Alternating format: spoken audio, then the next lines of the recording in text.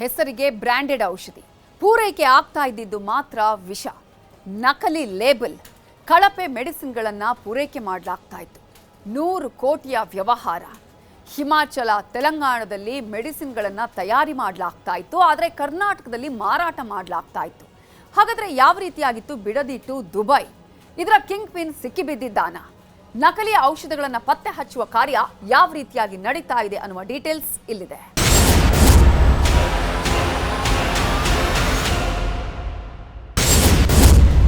ಹೆಸರಿಗೆ ಬ್ರಾಂಡೆಡ್ ಔಷಧಿ ಪೂರೈಕೆ ಮಾಡುತ್ತಿದ್ರು ವಿಷ. ನಕಲಿ ಲೇಬಲ್, ಕಳಪೆ ಮೆಡಿಸಿನ್, 100 ಕೋಟಿ ವ್ಯವಹಾರ. ಬಿಡದಿ ಟು ದುಬೈ ಸಿಕ್ಕೇ ಬಿಟ್ನ ಮಾಫಿಯಾ ಕಿಂಗ್ ಪಿನ್. ರಾಜ್ಯದಲ್ಲಿ ಮತ್ತೊಂದು ಕರಾಳ ದಂಧೆ.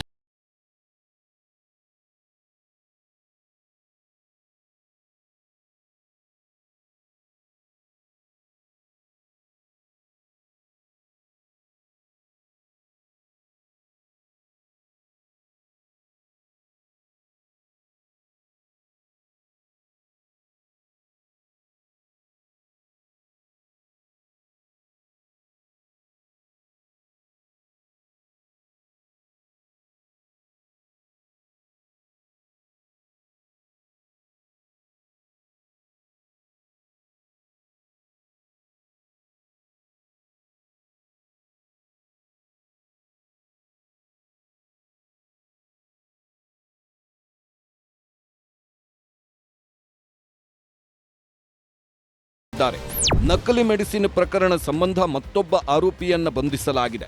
ಮೆಡಿಸಿನ್ ಡಿಸ್ಟ್ರಿಬ್ಯೂಟರ್ ವೆಂಕಟೇಶ್ ಎಂಬಾತನನ್ನ ಪೊಲೀಸರು ಬಂಧಿಸಿದ್ದಾರೆ. ಪ್ರಕರಣದಲ್ಲಿ ಈವರೆಗೆ ಪ್ರಭುದೇವ, ತೇಜಸ್, ನವೀನ್, ವೆಂಕಟೇಶ್ ಸೇರಿ 4ರನ್ನ ತಾವರೆಕೆರೆ ಪೊಲೀಸರು ಬಂಧಿಸಿದ್ದಾರೆ. 4 ಆರೋಪಿಗಳನ್ನ ಫಾರ್ಮ್ ಹೌಸ್ಗೆ ಕರೆತಂದು ಸ್ಥಳ ಮಹಜರು ಮಾಡಲಾಯಿತು. ಸದ್ಯ 4 ಆರೋಪಿಗಳನ್ನ ಬೆಂಗಳೂರು ಕೋರ್ಟ್ಗೆ ತಾವರೆಕೆರೆ ಪೊಲೀಸರು ಹಾಜರುಪಡಿಸಲಿದ್ದಾರೆ. ಹಿಮಾಚಲ, ತೆಲಂಗಾಣದಲ್ಲಿ ತಯಾರಿ, ಕರ್ನಾಟಕದ ಸ್ಟೋರ್ಗಳಲ್ಲಿ ಮಾರಾಟ. ಬಿಡದಿಯಲ್ಲಿ ಪತ್ತೆಯಾದ ನಕಲಿ ಔಷಧ ಜಾಲ ದೇಶದಾದ್ಯಂತ ತನ್ನ ಕಬಂದಬಾಹು ಚಾಚಿರುವುದು ತನಿಖೆಯಲ್ಲಿ ಪತ್ತೆಯಾಗ್ತಿದೆ. ದುರಂತವೆಂದರೆ ಹಿಮಾಚಲ ಪ್ರದೇಶ, ತೆಲಂಗಾಣದಲ್ಲಿ ಈ ನಕಲಿ ಔಷಧಗಳ ತಯಾರಿ ನಡೆಯುತ್ತಿತ್ತು. ಅಲ್ಲಿಂದ ನಕಲಿ ವಿಷಪೂರಿತ ಕಳಪೆ ಔಷಧವನ್ನ ರಾಜ್ಯಕ್ಕೆ ತಂದು ಇಲ್ಲಿನ ನಿಗೂಢ ಫಾರ್ಮ್ ಹೌಸ್ನಲ್ಲಿ ಪ್ರಸಿದ್ಧ ಕಂಪನಿಗಳ ಲೇಬಲ್ ಹಚ್ಚಿ ಮಾರುಕಟ್ಟೆಗೆ ಬಿಡಲಾಗುತ್ತಿತ್ತು. ಹೀಗೆ ಲೇಬಲ್ ಹಚ್ಚುತ್ತಿದ್ದ ಗೋಡೌನ್ಗಳಿಗೆ ಬುಧವಾರದಿಂದ ರೇಡ್ ನಡೆಯುತ್ತಿದೆ. ಪೊಲೀಸರು ಹಾಗೂ ಡ್ರಗ್ ಕಂಟ್ರೋಲರ್ಗಳು ಬಿಡದಿ, ರಾಮನಗರ, ಬೆಂಗಳೂರಿನಾದ್ಯಂತ ಶೋಧ ಕಾರ್ಯ ನಡೆಸುತ್ತಿದ್ದಾರೆ. ಬೆಂಗಳೂರಿನ ಹಲವು ಔಷಧ ಗೋಡೌನ್ಗಳಲ್ಲೂ ಪರಿಶೀಲನೆ ನಡೆಸಲಾಗ್ತಿದೆ.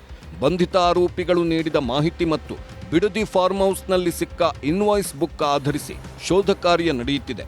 ನಕಲಿ ಔಷಧ ಎಲ್ಲೆಲ್ಲಿಗೆ ಎಷ್ಟೆಷ್ಟು ಸಪ್ಲೈ ಆಗ್ತಿತ್ತು ಎಂದು ಪರಿಶೀಲಿಸಿ ಸೀಸ್ ಮಾಡುವ ಕೆಲಸ ನಡೆಯುತ್ತಿದೆ. ಕೇಂದ್ರ ಆರೋಗ್ಯ ಸಚಿವರಿಗೆ ಪತ್ರ. ನಕಲಿ ಔಷಧಿ ಜಾಲ ಪತ್ತೆ ಬಹಳ ಗಂಭೀರ ವಿಷಯ. ಅಂತಾರಾಜ್ಯ ಮಟ್ಟದಲ್ಲಿ ಜಾಲ ಇದೆ. ನಮ್ಮ ರಾಜ್ಯದಲ್ಲಿ ಬೇರೆ ಎಲ್ಲೆಲ್ಲಿದೆ ಎಂಬುದನ್ನು ಕಂಡುಹಿಡಿಯಬೇಕು ಎಂದು ಕೇಂದ್ರ ಆರೋಗ್ಯ ಸಚಿವರಿಗೆ ಪತ್ರ ಬರೆದಿದ್ದೇನೆ. ಅದೇ ರೀತಿ ಸಂಬಂಧಪಟ್ಟ ರಾಜ್ಯದ ಸಚಿವರಿಗೂ ಪತ್ರ ಬರೆದಿದ್ದೇನೆ.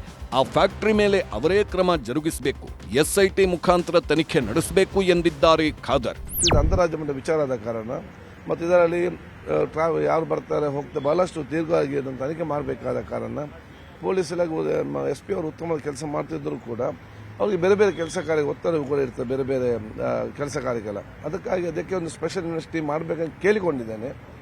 ಅದು ನಾವು ಸರ್ಕಾರ ಮುಂದೆ ತೀರ್ಮಾನ ಮಾಡ್ತದೆ. ಹೊರಗೆ ಬ್ರಾಂಡೆಡ್, ಒಳಗೆ ಔಷಧ ರೂಪದ ವಿಷ. ದುಬೈನಲ್ಲಿರೋ ಕಿಂಗ್ ಪಿನ್ ಯಾರು? ತೆಲಂಗಾಣ, ಹಿಮಾಚಲ ಪ್ರದೇಶದಿಂದ ಕಡಿಮೆ ಬೆಲೆಯ ಔಷಧಿಗಳನ್ನು ಇಲ್ಲಿಗೆ ತರಿಸುತ್ತಿದ್ದ ಖದೀಮರು ಪ್ರಸಿದ್ಧ MNC ಕಂಪನಿಗಳ ನಕಲಿ ಲೇಬಲ್ ಅಂಟಿಸಿ ಮಾರುಕಟ್ಟೆಗೆ ರವಾನಿಸುವ ಕೆಲಸ ಮಾಡುತ್ತಿದ್ರು. ಕೇವಲ 600 ರೂಪಾಯಿ ಮುಖಬೆಲೆಯ ಔಷಧಿಗೆ 6,000 ರೂಪಾಯಿ ಮುಖಬೆಲೆಯ ಲೇಬಲ್ ಅಂಟಿಸಿ ಮಾರುಕಟ್ಟೆಗೆ ಕಳಿಸಲಾಗ್ತಿತ್ತಂತೆ. ಈ ಬಗ್ಗೆ ಖಚಿತ ಮಾಹಿತಿ ತಿಳಿದ ಔಷಧ ಇಲಾಖೆ ಅಧಿಕಾರಿಗಳು ಹಾಗೂ ಪೊಲೀಸರು ಸಿನಿಮಾ ಸ್ಟೈಲ್ನಲ್ಲಿ ರೇಡ್ ಮಾಡಿ ದಂಧೆಕೋರರ ಬಣ್ಣ ಬಯಲು ಮಾಡಿದ್ದಾರೆ. ಇನ್ನು ಫಾರ್ಮ್ ಹೌಸ್ ಅನ್ನ ದುಬೈ ಮೂಲದ ಪ್ರಶಾಂತ್ ಎಂಬಾತನಿಗೆ ಲೀಸ್ಗೆ ನೀಡಲಾಗಿದ್ದು, ಈತನೇ ಈ ಮಾಫಿಯಾದ ಮಾಸ್ಟರ್ ಮೈಂಡ್ ಎನ್ನಲಾಗ್ತಿದೆ. ದಂಧೆಯ ಹಿಂದೆ ಇರುವ ಶಂಕಿತ ಜಾಲದ ತನಿಖೆಗಾಗಿ ಕೇಂದ್ರ ಸರ್ಕಾರದ ಮಧ್ಯಸ್ಥಿಕೆ ಕೋರಲು ರಾಜ್ಯ ಸರ್ಕಾರ ಮುಂದಾಗಿದೆ. ದೇಶಾದ್ಯಂತ ನಕಲಿ ಔಷಧಗಳ ವಿರುದ್ಧ ಕಠಿಣ ಕ್ರಮ ಕೈಗೊಳ್ಳುವ ಸಾಧ್ಯತೆ ಇದೆ. ಇಲ್ಲಿ ಬಹುರಾಷ್ಟ್ರೀಯ ಕಂಪನಿಯ ನಕಲಿ ಔಷಧಗಳ ಮಾರಾಟ ಮಾಡಲಾಗುತ್ತಿತ್ತು. ಕಡಿಮೆ ಬೆಲೆಯುಳ್ಳ ಔಷಧಿಗಳನ್ನು ತಂದು ಹೆಚ್ಚು ಬೆಲೆಯ ಔಷಧಿಗಳ ಲೇಬಲ್ ಅಂಟಿಸಿ ಮರು ಪ್ಯಾಕಿಂಗ್ ಮಾಡಿ ವಿವಿಧ ಆಸ್ಪತ್ರೆಗಳಿಗೆ ಮಾರಾಟ ಮಾಡಲಾಗುತ್ತಿತ್ತು. ನಕಲಿ ಔಷಧ ಜಾಲದ ಮಾಹಿತಿ ಕೊಟ್ರೆ 50,000. ನಕಲಿ ಔಷಧಿ ಜಾಲ ಪತ್ತೆ ಹಿನ್ನೆಲೆ ಆರೋಗ್ಯ ಇಲಾಖೆ ಎಚ್ಚೆತ್ತುಕೊಂಡಿದೆ. ಪ್ರಕರಣದ ಕುರಿತಂತೆ ನ್ಯೂಸ್ 18ಗೆ ಆರೋಗ್ಯ ಸಚಿವ ಯುಟಿ ಖಾದರ್ ಮಾತನಾಡಿ, ಈಗಾಗಲೇ ಸರಬರಾಜಾಗಿರುವ ನಕಲಿ ಔಷಧಿಯ ಪತ್ತೆಯನ್ನು ಸಹ ಪೊಲೀಸರು ಮಾಡುತ್ತಿದ್ದಾರೆ. ಎಸ್ಐಟಿ ರಚನೆ ಬಗ್ಗೆ ಸರ್ಕಾರ ತೀರ್ಮಾನ ಮಾಡುತ್ತೆ. ನಕಲಿ ಔಷಧದ ಬಗ್ಗೆ ಮಾಹಿತಿ ಕೊಟ್ಟರೆ ಬಹುಮಾನ ಕೊಡ್ತೇವೆ ಎಂದಿದ್ದಾರೆ. ಈ ಮಾಫಿಯಾದ ಬಗ್ಗೆ ಮಾಹಿತಿ ಕೊಟ್ಟವರಿಗೆ 50,000 ರೂಪಾಯಿ ನೀಡೋದಾಗಿ ಆರೋಗ್ಯ ಇಲಾಖೆ ಪ್ರಕಟಣೆ ಹೊರಡಿಸಿದೆ. ಆಸ್ಪತ್ರೆ ಮೆಡಿಕಲ್ ಸ್ಟೋರ್ಗಳಿಗೆ ಅಲರ್ಟ್. ನಕಲಿ ಡ್ರಗ್ಸ್ ಸರಬರಾಜು ಪತ್ತೆ ಹಚ್ಚೋದೇ ಆರೋಗ್ಯ ಇಲಾಖೆಗೆ ದೊಡ್ಡ ಟಾಸ್ಕ್ ಆಗಿದೆ. ರಾಜ್ಯದ ಖಾಸಗಿ ಆಸ್ಪತ್ರೆಗಳು, ಮೆಡಿಕಲ್ ಸ್ಟೋರ್ಗಳು ಹಾಗೂ ಔಷಧ ವಿತರಕರಿಗೂ ಎಚ್ಚರಿಕೆ ನೀಡಲಾಗಿದ್ದು, ನಿಷೇಧ ಮಾಡಿರುವ ಬ್ಯಾಚ್ಗಳ ಔಷಧಗಳು ಬಳಕೆಯಾಗುತ್ತಿವೆಯೇ ಎಂಬುದನ್ನು ಪರಿಶೀಲಿಸುವಂತೆ ಸೂಚಿಸಲಾಗಿದೆ. ದೇಶಾದ್ಯಂತ ಹಬ್ಬಿದೆಯಾ ಮಾಫಿಯಾ? ಈ ಪ್ರಕರಣ ಅಂತಾರಾಜ್ಯ ಮಟ್ಟದಲ್ಲಿ ಕಾರ್ಯನಿರ್ವಹಿಸುತ್ತಿರುವ ಶಂಕೆ ಹಿನ್ನೆಲೆಯಲ್ಲಿ ಕರ್ನಾಟಕದ ಔಷಧ ಗುಣಮಟ್ಟ ಇಲಾಖೆ ದೇಶದ ಎಲ್ಲ ರಾಜ್ಯಗಳ ಔಷಧ ನಿಯಂತ್ರಕರಿಗೆ ಪತ್ರ ಬರೆದಿದೆ. ತಮ್ಮ ರಾಜ್ಯದಲ್ಲೂ ಅನುಮಾನಾಸ್ಪದ ಲೇಬಲಿಂಗ್ ಹೊಂದಿರುವ ಔಷಧಗಳು ಅಥವಾ ಕರ್ನಾಟಕದಲ್ಲಿ ಬ್ಯಾನ್ ಮಾಡಿರುವ ಬ್ಯಾಚ್ಗಳ ಔಷಧಗಳು ಪತ್ತೆಯಾದರೆ ತಕ್ಷಣ ಮಾಹಿತಿ ನೀಡುವಂತೆ ಸೂಚಿಸಲಾಗಿದೆ.